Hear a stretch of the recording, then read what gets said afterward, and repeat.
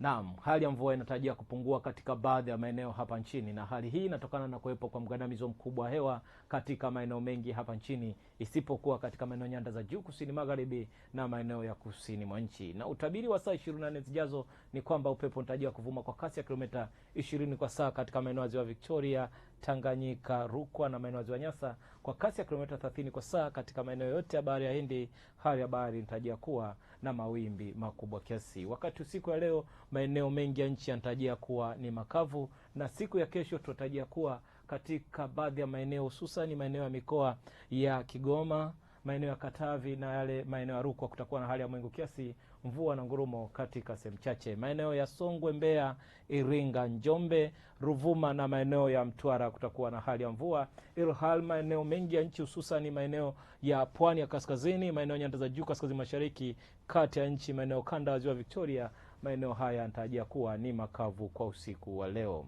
Kutoka Mamlaka ya Hali ya Hewa Tanzania, jina langu ninaitwa Tunza Sanane. Asante na usiku mwema.